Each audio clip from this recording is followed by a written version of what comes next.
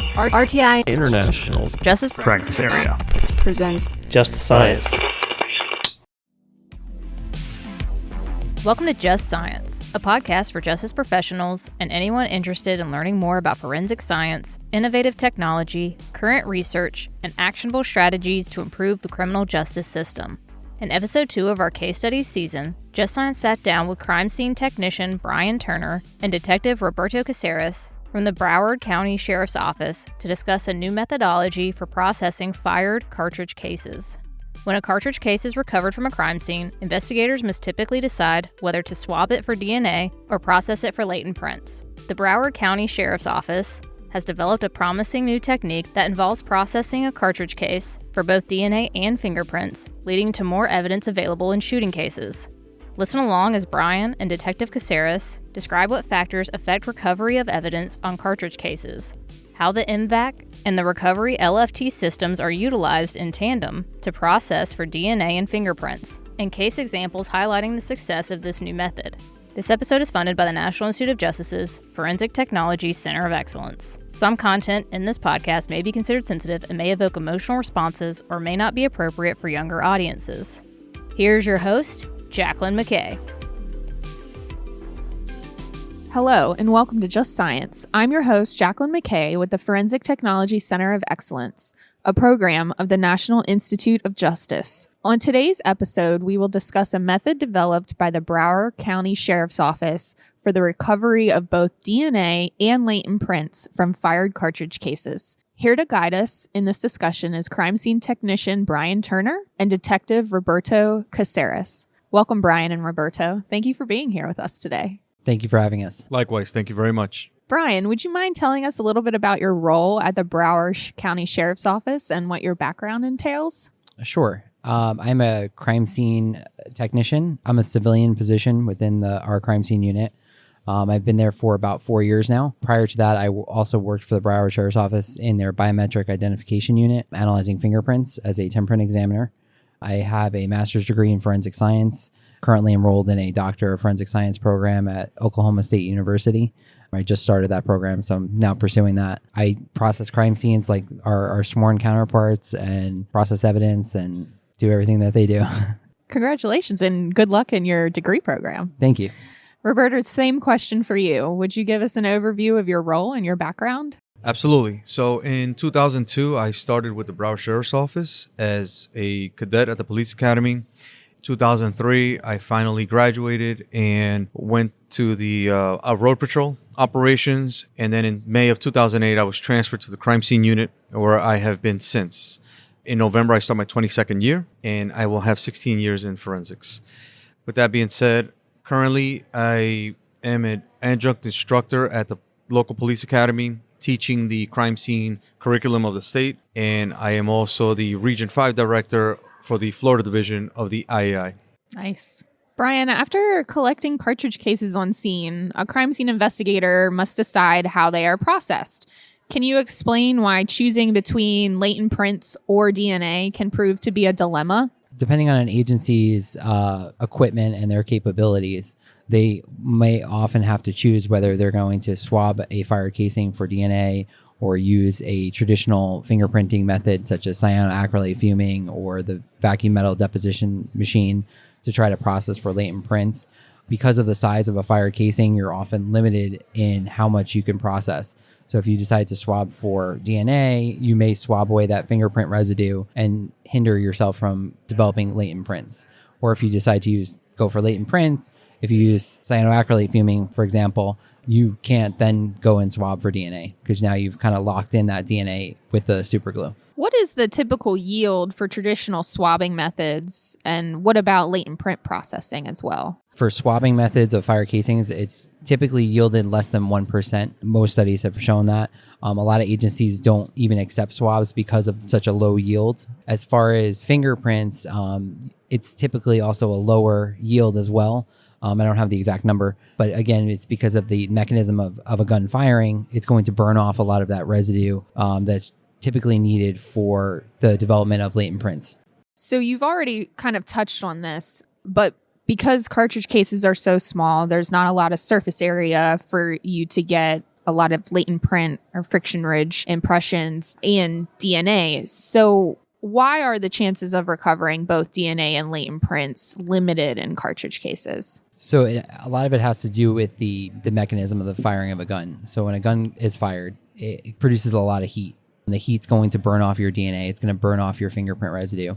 And then when that fired cartridge casing is ejected from the firearm, it could land on a surface. And that could also then further inhibit those developments or the recovery of that DNA. If it is, let's say, for example, in a field, there's microbes in the grass that are going to start to feed on that DNA. So that's going to also hinder your development of the DNA. Thank you for explaining that for us. Roberto, I'm going to switch to you. Your agency has developed a new method in which you can process cartridge cases for latent prints and DNA. Can you describe this method for us? Sure. So to process the cartridge casings for DNA, we have in our hands a machine called a microbial vacuum machine. The machine uses a buffer solution, which is mixed with Helix beads, and we spin it in a vortex machine. And with that, we pass it through a filter, which will possibly have the DNA that we would need. And then as far as the fired casings, we have a recover machine that we use where we insert the cartridges into this glass dome that's covered. And then with preset chemicals that are pre-measured, once we turn on the machine, it adheres to any of the residues that are on the cartridges and develops the fingerprints that we need. What led to the development of this method and how useful is it proving? We're very busy in our county. And with that being said, we have a lot of cases where we need to process these types of evidence. And these types of evidence are not only fired casings, other types, but for the most part, we have fired casings that we would love to obtain not only DNA, but also the fingerprint patterns that they possibly could have. We do a lot of research. We do a lot of findings as far as online or even reaching out to other agencies or companies as far as the latest technology that we can find. And with that being said, through obtaining these types of equipments and also doing case studies or even scientific studies using the equipments and stuff like that, we are able to not only validate our equipment, but also use it as part of our processing methods for cases. Do you have any case examples of where this method has proved useful in an investigation? Yes. I actually received a case that had 5 casings from another agency that they had a homicide. They forwarded the casings to me, and using the M-VAC machine, I was able to obtain a full profile for a suspect that they, at that point, as far as my knowledge gives me, they did not have a suspect in custody or even named. And I was able to, through the methodology, be able to obtain a suspect name that they went on and did actually, in fact, committed the crime. That's amazing. Yeah, it's a great methodology, in my opinion. So, Brian, I'm going to switch back to you and talk about how this method starts at the crime scene. So can you walk us through if there's anything specific that you do on scene to prep for these processing methods later down the line? So the method that we use with the M-VAC system, it's a very sensitive DNA processing. So we have to be extremely careful when we're on scene to not introduce our DNA onto those fire casings, because we could end up detecting that instead of the person that used those fire casings. So we have to wear our proper PPE. So at minimum, we have to wear a mask and face coverings, as well as our gloves. We've also switched from picking up the fired casings with the gloved hands to picking it up with sterile instruments like sterile cotton swabs or sterile tweezers, again, to try to prevent any trying to cross contamination from our gloves to the surface of the fired casings. We've also, through studies, they have found that we used to collect them in a paper coin envelopes, but the paper coin envelopes would actually absorb some of the DNA, so we were losing some DNA. So we have switched from the paper envelopes to glycine envelopes, which are like a waxy coated envelope. And this will help us prevent any DNA loss in the collection. Switching to those glycine envelopes, is that an expensive envelope compared to paper? They're about comparable in price. So in my previous crime scene days, we tried to take a picture of every head stamp that we found. So when we found a cartridge case, we always try to take a picture of the respective head stamp. So that way, we could properly document it and know exactly, okay, this cartridge case with this head stamp was found at this marker, and kind of have our photos to supplement our written notes. And this definitely saved us a few times down the line. But the downside to this is you kind of have to manipulate the cartridge cases a little bit to get it in the proper orientation to take said photo. So with minimizing touching of the cartridge cases and collecting them with the wood ends of swabs or with tweezers, do you take photos at all of the head stamps? So we'll take our normal crime scene photographs, our overalls, our intermediates, and close-ups, but we stopped taking photographs on scene of our head stamps to minimize our contamination of the fire casings. We actually recently got a new system called the Ballistics IQ, where after we do our DNA processing, we can enter and scan those fire casings in, and it'll actually generate a report of all the head stamps. So we can have that as a reference for writing our reports or for our firearm examiners.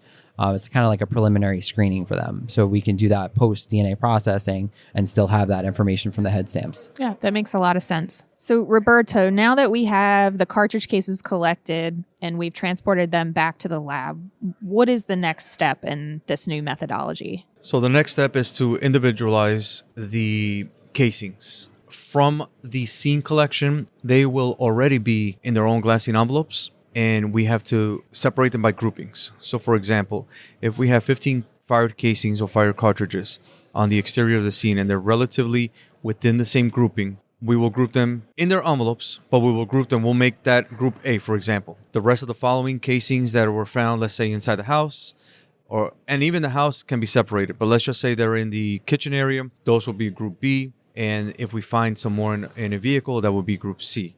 And the reason we do that is because collectively, if we have a group of casings, it is safe to say that the shooter was within the same area. Now, if we have two different calibers, we either have two guns from the same shooter or we have two shooters. If that's the case within the same grouping, so let's say we have a 9mm and we have 40 or 45s, what we'll do is we will separate that and make a subgroup. So we'll have a group A and a group B within the same big group. Once we have that, once we determine that they're the same calibers, what we'll do is we'll start gathering all of our materials that we need in order to start the M-VACing process. When using the M-VAC process, have you had a case where you've been able to develop a full CODIS profile from the M-VAC? Yes, there has been, yes.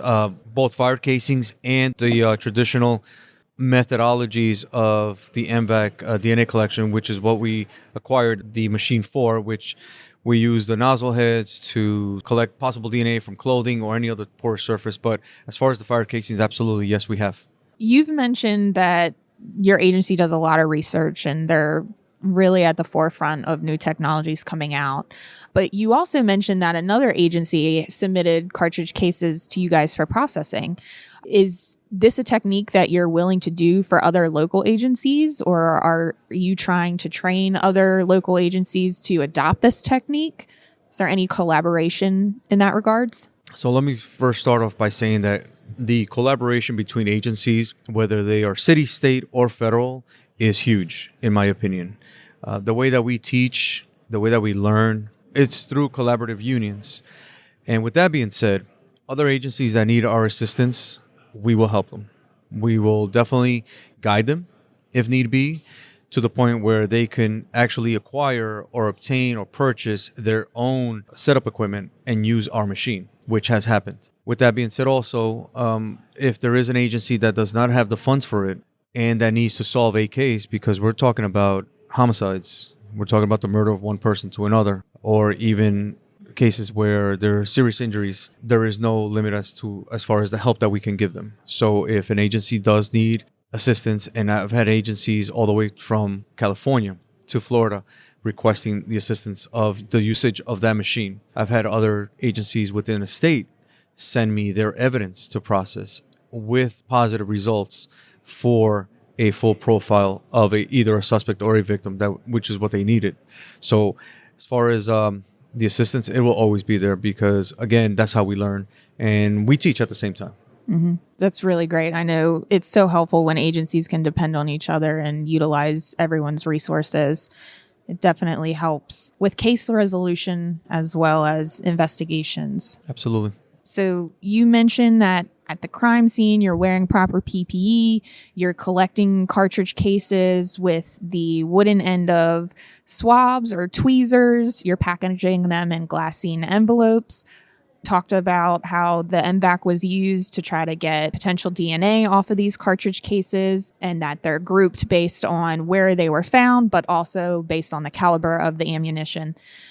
So at this point, it then goes into processing for latent prints. So Brian, can you walk us through how that part of this method goes? Sure. So we use a system from Foster and Freeman called the Recover LFT, and it works a little differently than most of our typical fingerprint processing. It doesn't rely on the traditional fingerprint residue to be left on the surface.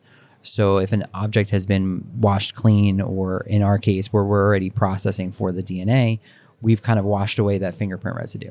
The way the Recover system works is it develops the corrosion fingerprint, so to say, of the impression that was left behind. So when a fingerprint touches a metal surface, the oil and the residues start to corrode the metal. So after metal objects has been washed clean, we can develop that corrosion signature with their unique proprietary chemicals. You mentioned that the cartridge cases can be entered into NIMBIN, and that's how you can get a record of all your head stamps. Does that happen prior to this latent print portion of this method or after? We can do it either prior or after. If prior, we just make sure we're not contaminating, obviously wearing, again, the proper PPE with gloves and everything to make sure, because the sensitive DNA processing has already been done. So there's not an issue with scanning the fire casings and then at that point. Okay. Are there any factors that could affect how successful this method is, whether it be from the environment or from a subject? So some of the environmental factors that could affect the collection of DNA and or the recovery of friction ridge would be the location. So are the casings laying on the pavement for a couple of hours in 90 or 100 degree weather where it's really sunny and the sun is just beating down on the casings? Are they in a air-conditioned room, 75 degrees, 70 degrees, nice and cool? Or are they in an open field where there's dirt and there's grass and little animals walking around? Because remember, the transfer of DNA is very, very sensitive. So those are some of the factors environmentally. Also, how long have they been there? So if a shooting happened at midday, was the collection of the fire casings within a couple of hours? Or are we talking about a shooting where we collected the casings days later, or even sometimes when we have to wait for a search warrant, right? So again, because of the location, where is the search warrant? And how long is this going to take for the search warrant to be executed? 2 hours, 3 hours, 7 hours? We get all those. So those are some of the factors that we face. So the subject that handles the firearm is also a factor that can affect whether we recover DNA or fingerprints. Some people are known as a shedder. So when they touch a surface, some people are more likely to leave DNA or fingerprints behind because of just their characteristics of their skin, their own DNA, whether they tend to have greasier, oilier skin, or if their skin cells tend to shed off a lot quicker than other people. We also found that when somebody handles a live cartridge before it's loaded into a magazine, if they handled it more often than others, they'll leave more DNA or more chance of a fingerprint being developed on that casing later on. As well as if when the fingerprint is touched on the fired casing, if it is allowed to sit there for a little bit longer before it's fired, the oils and the residue from the fingerprint will create a more distinct corrosion signature on that casing later on. Thank you for explaining that. So we mentioned that you were able to develop a full CODIS profile from the M-VAC system. Have you been able to develop any APHIS quality fingerprints from the fingerprint development portion of this method? So far, we've had 3 successful full APHIS quality fingerprints that were developed from a fired cartridge casing. That's pretty remarkable, especially when we think about the yield that we were talking about earlier. That's fantastic results. Yes, prior with like the super glue or the VMD, we weren't getting as many friction ridges as we are now getting with the Recover system. Are the individuals in the Broward Sheriff's Office crime scene unit the one collecting the cartridges, processing for DNA, and processing for latent prints? Yes, at our agency, we do the processing on the scene. We collect it, we process for DNA, and then we process for the latent prints. In other agencies, the crime scene people may just do the crime scene aspect and then bring the evidence to the lab, and their lab people may then further process it for DNA or latents. I would assume with validating this method, you had to work really closely in conjunction with your crime lab. Can you talk about what went into trying to validate this methodology and what sort of collaboration was needed in order to get this new method off the ground? Sure. When we got the Recover system, I worked doing the validation study of the Recover. So I tested it compared to the super glue and the VMD methods. So what I did was I had different metal surfaces. I placed fingerprints on the metal surfaces, and I allowed ample time in between each one and tested it. I also washed some of the substrates and then tested them from each of the 3 different methods. And the ones that were washed, the only ones that developed fingerprints was the Recover system. So it further proved that we can do that post our DNA processing. This method seems to fill a critical gap in forensics labs, especially with the amount of gun violence that we face. Are there any plans to keep improving the current methods? And what is your ultimate measure of success? So for the M-VAC system, what we're trying to improve is we actually bought a 3D printer. And we're trying to develop trays where we can place the fired casings to make it easier for us to be able to collect and sort out. We're also developing some sort of tweezer-like contraption where it'll make it easier for us in the field to collect the fired casings from the ground, as opposed to just using the wooden end of a sterile swab, because sometimes we'll collect it and it'll fall off the swab because there's nothing making a resistance. So that's what we're developing with the 3D printer. Yeah, and even if a cartridge case is head stamped down, it would be very correct, hard because at this point we're using the wooden end of the stick like a shovel. Yeah. And hoping that it won't fall off that Exactly. quote-unquote shovel in order for us to put it inside the glassine envelope. And sometimes, I'll give you a scenario. It's about 90 degrees outside, I'll keep it nice and cool. It's 90 degrees outside, right? The humidity's about maybe 65%. You guys are based in Florida, Oh, right? yes, we are. All South right. Florida. So that's South generous. Florida. Yeah, 90 degrees. It's nice and cool. About 65% humidity. We are sweating, and we're not even wearing any type of Tyvek suit. So we are gloved up, sweating. Forehead is all beaded up with sweat. And we're trying to open this envelope with, on one hand, using the pinch system, trying to open it up. In the other hand, we have this casing that is being held by the wooden end of a stick, and we're trying to put that inside the envelope. So with that, imagine doing that 15, 25 times over and over. It gets tedious. And again, developing some type of equipment or contraption using the 3D printer that we can sterilize and use it in the field will probably make it way much efficient and quote-unquote cleaner for us to be able to continue working, because it's not just collecting casings, as we all know. It's other stuff that we have to do on scene. So that's just part of it that takes up a lot of time. So we've also just instituted a new policy with our fire casings as of last week. When we recover our fire casings from the crime scene, we're now putting it in an incubator and allowing it to kind of like cook basically at 40 degrees Celsius for anywhere from 2 to 24 hours prior to us doing the M-VAC processing, to help us to retain that DNA and keep those cells viable, so that way we can get a higher yield with our DNA profiles. Can you walk me through a little bit of how you actually M-VAC the cartridge cases? Because from my understanding of the machine, it has kind of like a vacuum. So do you put the cartridge cases in a solution and let it soak and then run that solution through the M-VAC? The first thing we do is we have a conical tube, and we will place 2 grams of Helix beads in the conical tube. And the Helix beads are sort of, think about a diaper, that gooey, absorbent material inside a diaper that's kind of grainy. That's what the Helix beads remind me of, at least. So we put 2 grams of that, and then we fill the conical tube with about a little bit less than 25 milliliters of buffer solution. After that, we vortex the buffer solution with the Helix beads in order to dissolve that material. And then one at a time, we place the casings inside of the solution, and we vortex them for about 30 seconds each. So once that is done, we run the buffer solution through a pre-filter, And what the pre-filter does, it collects right at the filter level. It collects not only the used Helix beads, which at this point is like a mushy material, but also any other inhibitor, like small metals, dirt, little rocks, if it has a little rock attached to it, any grass blades, or any other, like I said, any other type of inhibitor. So it's for us to have a cleaner solution. Once we obtain the clean solution, what we'll do is we'll grab a funnel and place it inside the Nalgene filter in order to reduce the amount of space where the solution will run through the filter. Once that filter is used, we cut it with a sterile scalpel, and then we place it in a petri dish and ready to go to the lab. You mentioned that you put each individual cartridge case in its own conical tube. Is that correct? So we use the same conical tube for the grouping. For the grouping. So if we have 2 in group A, it'll only be 2, one at a time though, because then after that, we don't know which one is which. As far as itemization and for cataloging purposes. If we have 15 in the same group, then we do all 15 just one at a time.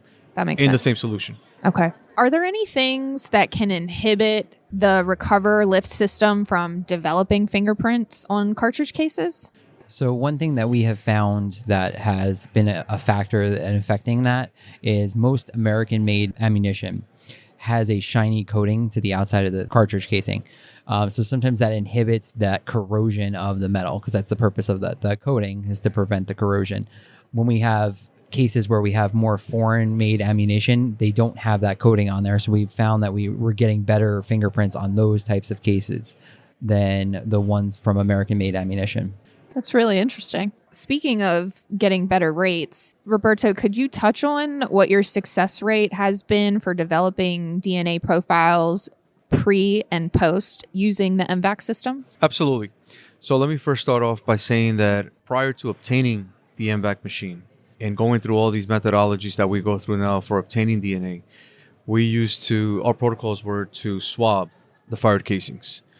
With the swabbing method of fired casings, which is the traditional method of collecting DNA, we were obtaining less than 1% of success for any type of DNA profile. After obtaining the M-VAC machine and the methodologies that we have developed throughout the probably last 4 or 5 years, our success rate has gone, when we first started doing our trainings, from 11% of success to the latest that we have up to date is about 17 to 19% of success return rate, which is great. If you think about it, for every 100 case that we work, we have about 17 or 19 cases that come back with a full profile just on the fired casings. And that is not to include any other pieces of evidence that we can submit to the lab. For example, fingerprints, any type of blood evidence, any type of trace evidence. This is strictly DNA off of fired casings that can be solved, and it's about 17 to 19 out of every 100. We want to obtain at least a 25% return, which I think we will obtain it eventually. But as for now, our numbers continue to increase, and with the number of cases that we obtain every year, I believe that we'll be on the right track to obtain that, only because we continue to work on it. It's not something that just stays stagnant for a couple months because we don't get shootings. We get shootings all the time, so we'll definitely be able to work on that as we go along. So do you think you can hit that 24% success rate just with working more cases and utilizing this technique on more cases? Or are you guys still trying to make tweaks to this process to keep increasing that success rate? We want to improve on the methodologies that we're using, whether it's to add another item of equipment or to remove something in order to lessen the transfer of DNA. One of the things that we recently did was remove all of the DNA equipment, including the M-VAC machine, from the general processing area and move it to a room where it's more sterile, cleaner, and less frequented by visitors. And because of that, hopefully we'll be able to have less of a mixture from an unknown that is actually coming from the office or from our lab. Coming from a previous forensic serologist, I am very impressed with all of your procedures to try to keep things sterile and wearing masks when you're collecting any sort of evidence that's going to be sent for DNA testing. So I'm very impressed. We have to, because unfortunately, I mean, we want success in our case rates or case returns, but at the same time, going up to a jury and explaining why somebody that retired a year ago is coming up in our casings, it's embarrassing. So one of the things that we always keep in mind is going to be that transfer of DNA. Let's lessen it in order to get what we really need, which is a suspect or a victim on the surface of these casings. I'm really interested to see how once you start 3D printing new tools to collect cartridge cases, to see how that might impact the results that you're seeing. So that's really exciting. I'm interested too. Yeah. Your agency is using a lot of interesting technologies in this methodology. Could you talk to what the training process is like for your crime scene unit in order to be able to utilize these tools? Yeah, so during the FTO training, and ours is 9 months, there is a week block where the usage of the M-VAC machine as well as the Recover system is not only introduced, but also the trainee gets to work in-house cases where they can show their proficiency on these methods and the machine. As time passes by and new methods are developed or refresher training needs to be done, us in our unit, we actually do it as a group so that everybody is basically in the same mindset as far as the usage, the methodologies, and the deployment of the machines. We want everybody to be on the same boat because it's not fair for someone to be trained fully on this machine and the next person to have half of the training, and then they can explain themselves either in court or in general. Kind of along those same lines, with all these different technologies that you guys are using, could you talk to me a little bit about the cost of using these technologies and any sort of funding that might be available? Sure. So the M-VAC, because of the sensitivity of the DNA collection, a lot of it is consumable. So the cost can escalate quickly from that. So we've actually been able to work out, especially with our fired casings, we can utilize most of the stuff multiple times as long as we're not contaminating that sterile solution or the nozzle head to get the solution from. But if we're processing an article of clothing or something, all of those consumables have to be changed out between one article and the other to keep that sterile environment. So we have worked out the cost where for our fired casings, it's about $150 per case with the consumables and the material that we use to process each one. Some agencies that are not able to necessarily afford the M-VAC system may just buy the consumables and use another agency's system. We work with a lot of agencies where they'll do that. They'll buy the consumables, come to our office and use our system with their supplies and do their own processing to kind of save some costs at their agency. There are definitely some grants out there that agencies can apply to that is there for equipment to supply to a police agency to have these types of devices for their use. And when thinking about going from a less than 1% yield to fingers crossed 24, I mean, that's a low price to pay for getting leads. Yeah, absolutely. And we're talking about major crimes here as far as a homicide or even a shooting with serious bodily injury. We're not talking about small burglaries. Not that I'm downsizing, but considering the cost of the materials, just like Brian said, as well as the labor, it's a small price to pay to get justice for these families, for their loved ones. I thank you guys for all your work out there, and thank you for taking the time to discuss this method with me. It truly has been a pleasure speaking with you. I appreciate it. Thank you very much. Thank you. If you enjoyed today's episode, be sure to like and follow Just Science on your platform of choice. For more information on today's topic and resources in the forensics field, visit forensiccoe.org. I'm Jacqueline McKay, and this has been another episode of Just Science. Next week, Just Science sits down with Laura Matson to discuss the value of footwear investigative leads as a resource during investigations. Opinions or points of views expressed in this podcast represent a consensus of the authors and do not necessarily represent the official position or policies of its funding.